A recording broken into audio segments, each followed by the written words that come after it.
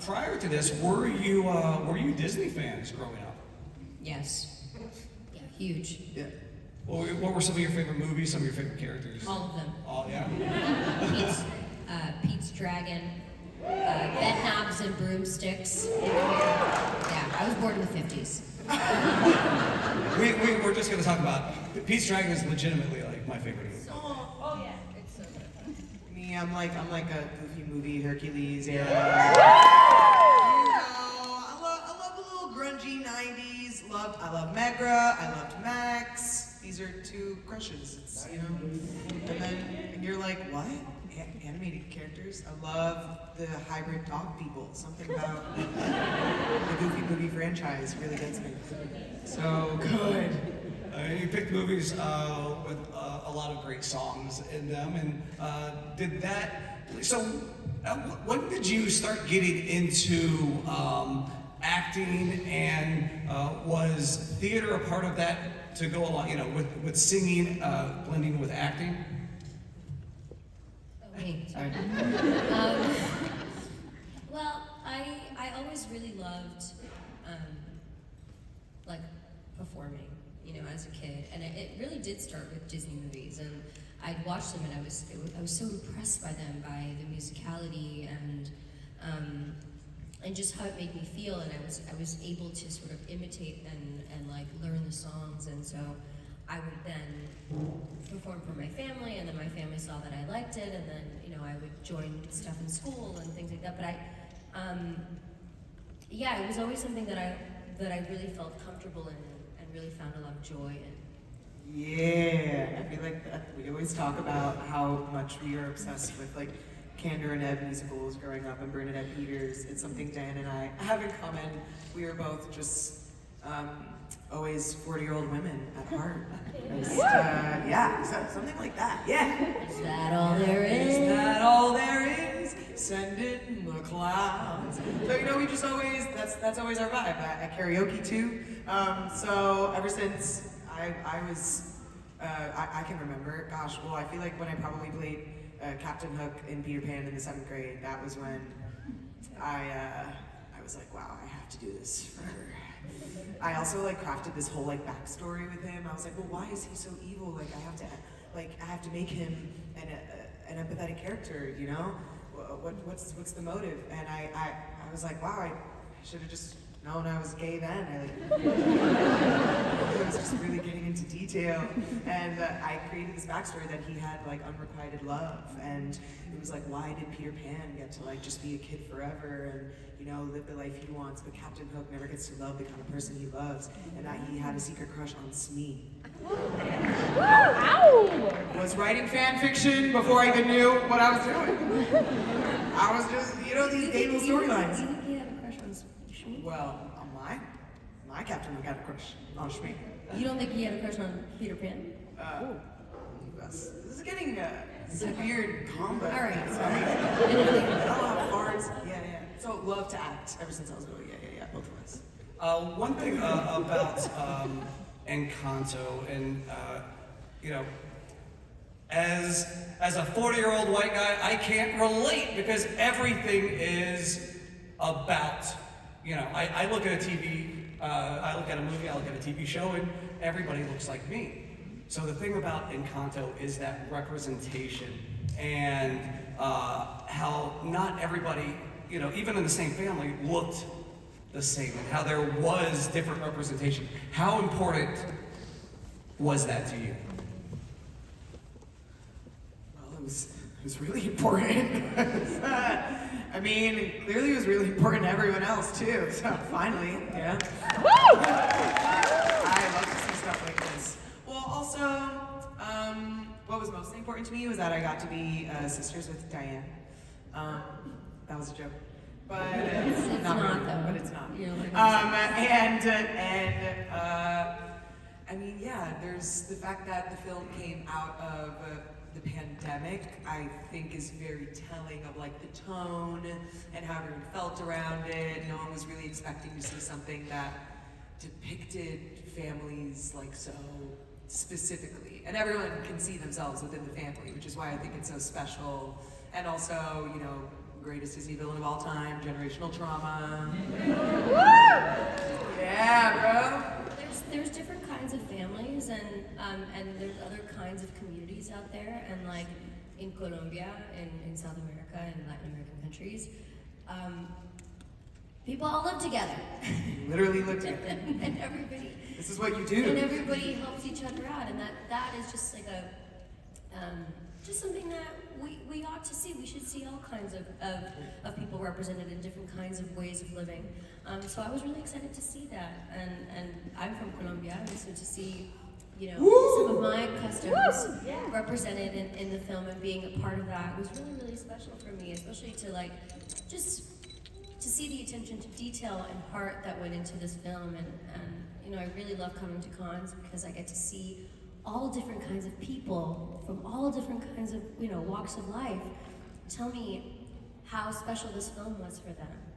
And I feel the same way, and that's just such a beautiful connection. You know, I think the through line in the movie is love. And that's all I want to give and all I want to receive and what I want to see in the world. So I was really happy to be a part of this project. Yes. I have heard that there is I mean, besides, you know, the magic, there is a part that isn't believable, and that would be Abuela saying, "I'm sorry." Is that? I remember. Yes, that is funny. Yes. So, someone said this to me at the last con that when I was in Iowa, and it was just hilarious. They were like, you know, this movie was so they were a Latina queer woman and with a child, and they said, you know what? I love this movie so much. It was so accurate, except for the end. I said, what? What was he? What do you mean? And they're like, no abuela has ever apologized. It's true.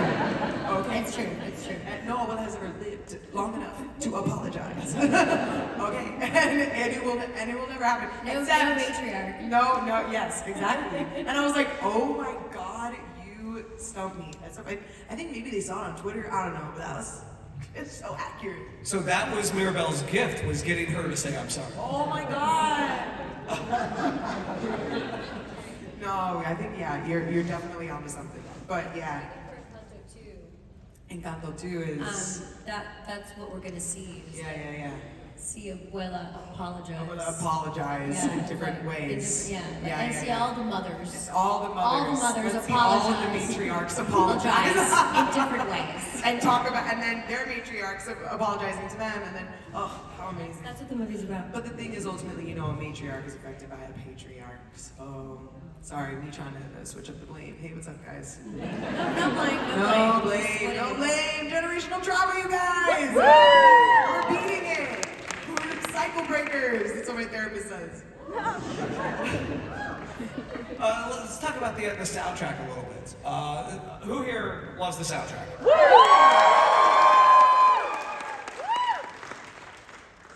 Were you more nervous or excited to be singing in this film? Excited. Nervous. Excited. Both. Yeah. Freaking Lin-Manuel Miranda. I was like, what the hell? Yeah, what was it like working with Lin-Manuel Miranda? Excited. Nervous. Excited. It was really great. He's awesome, and he's just like a genius, and like, you know, yeah, exactly. Yeah. Genius. He was a little twin. Yes, I know. I saw you guys I met them yesterday. Yeah. We need to have children immediately. Together. Together. We're Encanto too? sisters. What? Okay. But, you know, this is a weird. different kind of family. Different. Oh my God. There are different kinds of families. So Lynn was great, genius, just goes in there, makes you feel so comfortable, is so generous. I mean, he's just, it's really crazy to like play around in his brain and like see how he works. Cause he's got all these different like, you sort of see the like map he's trying to put together when you're working, and he feels like such a valuable asset when you're like taking the direction and you're like, okay, yes. Except for me, my direction was like, please stop trying to sound like that. Don't try to sound perfect. And I was like, oh my God, I'm being called out by my idol, and it's the pandemic, and we could die tomorrow. This is honestly iconic. But getting to meet him over Zoom, it's excited and nervous. It's like, thank God I had that barrier. If I was with him in person, I probably would have been even more of a wreck. But now he's just Theo, you know. He's the homie. It's pretty amazing. Did you expect Surface Pressure to blow up as it did? No, I didn't. I really didn't. I did when I saw it. Well, that is nice of you. I thought it was like, I was like, oh my God, this song is so emo. I wonder if people will want to like listen to it over and over. I remember literally going over the song with Pisha McPhee, who she worked on it vocally with me, and I remember her saying, she was like, this song is catchy. You know it's catchy, right? And I was like, is it? Like, I'm kind of like, yeah, I've been singing it, but I've also never heard anything like it. So I just wonder how it's gonna come across. And also, I was just listening to Lin-Manuel's like demo. So I feel like I'm sort of doing like a Hamilton impression in my head. I'm like, how is this like turning out? Like, I wonder. I really had no idea, but I knew that the lyrics meant so much to me. So I knew it would. It would affect some people, you know. I was hoping that it would make people feel seen, and it did. But I was not expecting it to sort of transcend the way that it did. Because I mean, a song about anxiety is relatable, like across the board for everyone.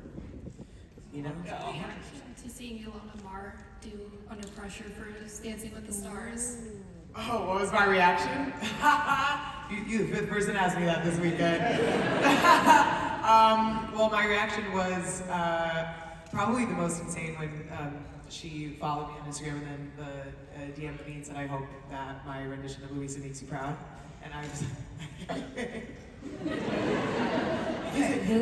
Ilona Mar, who did, she danced to the rugby player, the danced to Surface Pressure on Dancing with the Stars, and dressed as Luisa, and the terrifying donkey. That scared me so much. What's his name? Alan. So talented, but the donkey, so scary. No, that was the only, so that's my true, honest reaction. Is, donkey! And then Ilona, wow. So amazing. Yeah, she's literally the best. Thanks. Hello. Hi there, I'm Carl. What was your experience performing your character live at Hollywood Bowl? You go. Yeah, at the Hollywood Bowl. You're asking Jess. Yeah. Oh, you're asking me? Yeah. Oh, hi. Being Luisa at the Hollywood Bowl? Yeah, what was that like? That was really good. It was crazy. I blacked out.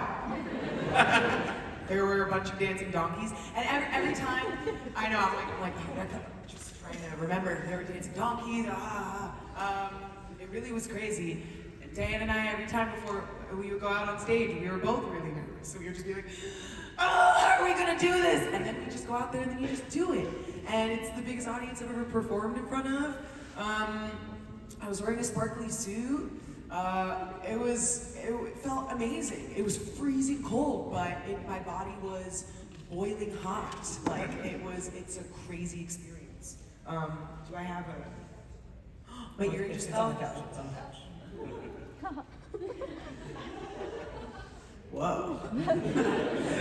But yeah, it was pretty amazing. Dancing with the donkeys was the best part. The dancers surrounding me in a circle when I'm like in the center is like one of the greatest feelings in the whole world. And it was like, it made me go like, oh my God, I actually miss musical theater. This is why I love live performance. It's just so terrifying that I could not possibly do this like, all the freaking time. But like, the dancers gave me so much energy. They were just, and they like hype you up. You just feel so cool. And I'm not really doing anything. I'm just going like this. Well, I am melting my face off, but other than that. Thanks, Briggs. Thanks for your question. How long was rehearsal on it?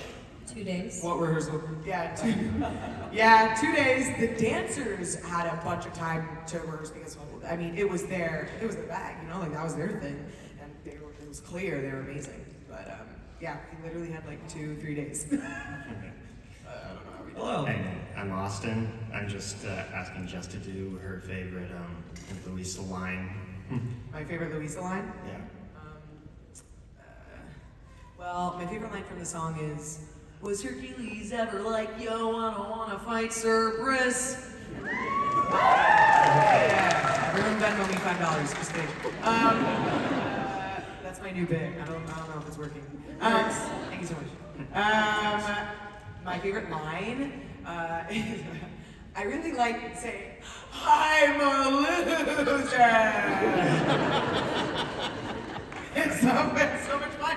I literally said like a series of it in the booth because Jared and Byron were like, "You just give us like a bunch of self-deprecating, like, you know, crying." I was like, So anytime I get to do stuff like that where my face looks like that, it usually feels the best internally as well. Thanks. My question is, what's your favorite color? Diane. She's asking you, I think. Green. Yeah. What did you think? I don't know. Like pink or something. I like pink too, but I like green. Green and pink. Love green and pink. Wicked. Mm-hmm. Hell yeah, I can't wait. My favorite color is red. Thank you. What is your favorite color? Wait, what's yours? Yeah, what's your favorite color? Purple. Purple. Oh, that's both of the sisters' dress is purple. Thank Anyway. you. Thank you. Oh, Mirabelle, get her gift. She has us. Her gift is. Your gift is. I thought you were gonna say. Our Our gift gift is us. Sing it, read harmonize. Yeah, but too late. Anyway, she got her gift. Yeah. Yay! It is us, family. Family. Let me It's everyone's gift. Family. Everyone's gift. before we like Mirabelle who doesn't think that they are special when they actually are. What is your advice to them? Because there are a lot of people out there who just wander and go, I'm not special. What is your advice to them? Oh my gosh. I would just encourage them to stay present. And the more you stay still, the more you can realize that you are a part of something way bigger than you. And that everything around you, you can find special. And therefore, why wouldn't you find yourself special? Oh, You know? what a yes. Beautifully said. I second that. I think it's a very interesting time right now. I think a lot of us are meant to just get a little quiet and observe what's going on and see how we can find our special connection to how we can make this world a better place. Because that's like the ultimate meaning of like what special is when you feel connected to nature and humanity. You know. Second that too. A question for you both. So you both did just an amazing job voice acting, both in the songs and with your lines. There's a lot of very small, subtle things that I just thought were hilarious. So the question is, do you guys have some favorite either voice actors or just a specific animated character that you think they just did a perfect job voice acting? Marty Grabstein, the voice of Courage the Cowardly Dog, who I met for the first time. Just a legend, absolute legend.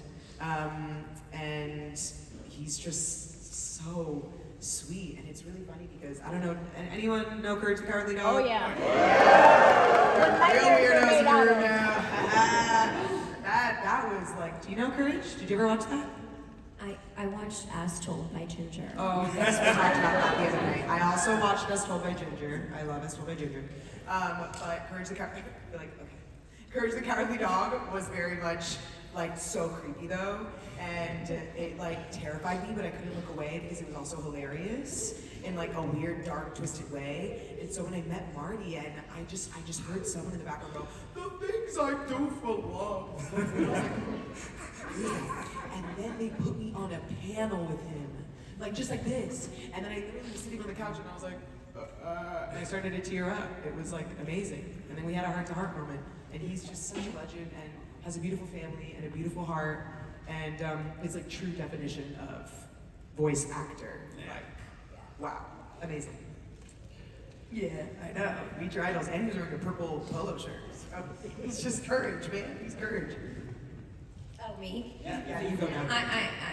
I mean, the creepy show I liked was Ren and Stimpy. After Those voice actors. that, yeah, those voice actors.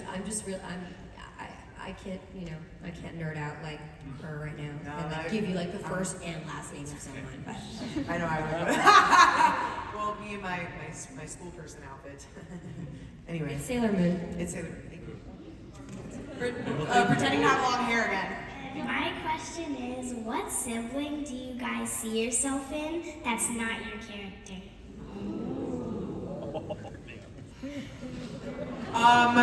Okay, well, I see myself in Tia Pepa, whose mood controls the weather. I don't know if anyone knows Howl's Moving Castle as well. My little Studio Ghibli fans, okay? Spirited Away, my favorite movie of all time. Howl's Moving Castle makes me think, Howl makes me think of Tia Pepa. And I just very much, whenever I'm in a mood, I tend to suck the air out of the room. And, but at least I'm aware, that's the first step. And I think Tia Pepa, every time she's freaking out and it starts to rain, I kind of feel like that's me. What about you? I connect to Mirabelle. I think that my personality, or like, I guess, whatever my life has taken me through, has made me kind of like this fixer, always having to like mend, or like, I can fix it, I can help, I can save you. So I feel like that's who I connect with the most. Yeah. And also Isabela, because she wants you. And I'm like Luisa too, because I'm big and cute and strong. Yeah, like everyone else. What about you? Yeah. You asked a really good question. Kind of like a mixture between Mirabelle and Isabel. Because like with Mirabelle, she's like so confident, and she like doesn't like bring herself down. And with Isabella, well, not the perfect side of her, but like in the end where she realizes that she can make different things and not just flowers. Yeah.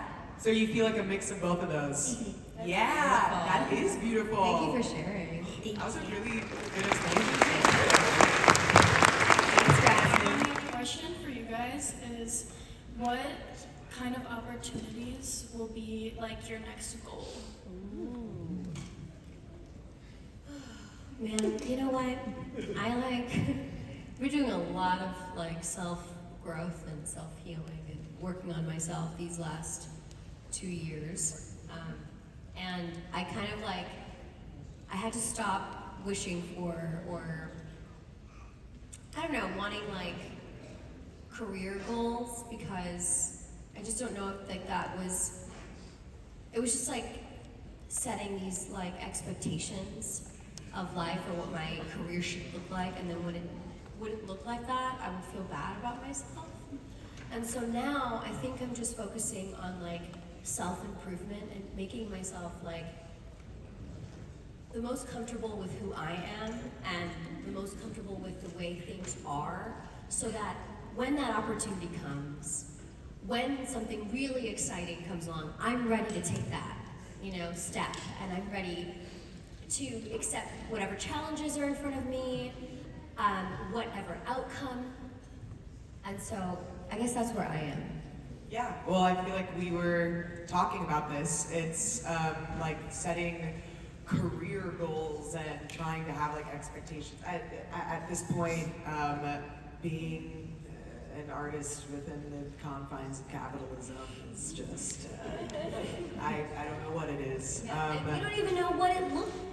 What does it actually look like? So I feel like we were talking about this, where it's like when you are good and when you make yourself a priority and you've got like goals for like inner work, the other stuff sort of like begets itself. It comes, you know, the more you open yourself up and like truly have to be okay with like sitting with yourself when you're not like working and doing glamorous stuff, and it's not always glamorous actually. The majority of it isn't. That's usually like 15 seconds of it. No, every time I go to one of those events, I end up crying at the end of the night. Always crying. Always crying at the end of the night. Like, this wasn't what you sold me. Yeah, it wasn't what you sold me. But it's something that I also am so grateful to discover in Diane, is that she's just such a grounded human person, and I like my celebrity crush too. So like I was like, oh my God,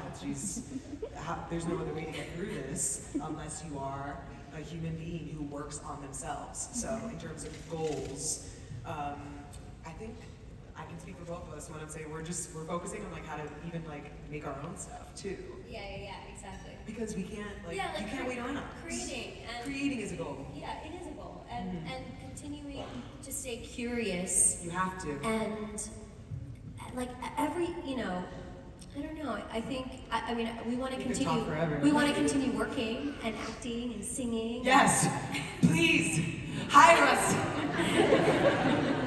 Seriously. All of the stuff, collaborating. Yeah. Yeah, but you know, it's the world is so precarious. We've only got ourselves, love. My question is for you, Diane. When you got the part for Isabela, was it hard for you to portray the part of always having to be perfect? No.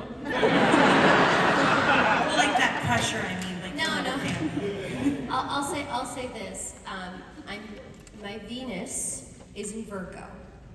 So for anybody who knows that, I've struggled with wanting perfection my entire life, but never even being close to it because it doesn't exist. And so this role really challenged me to look within myself and my ideas of perfection and how I carried that throughout my life and how that made me incredibly anxious and sad.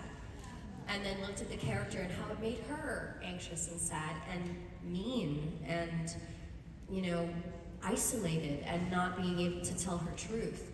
And really what else can I do, and being able to sing that song along my sister Mirabelle was like so freeing. It was freeing for me and it was freeing for the character, and I loved the message that it sent out, because it's like, you're not just this one thing that you've been programmed to identify with and be, because that's just because your personality sort of led you there, and then everybody felt comfortable saying like, okay, fine, you're the perfect one. And that's who you are. And, you know, it takes courage to say, no, this is a version of me that was created, but this version no longer serves me. So I'm gonna go ahead and make prickly things because I'm angry, and I can do that. And that emotion is healthy too, and it's okay. And then now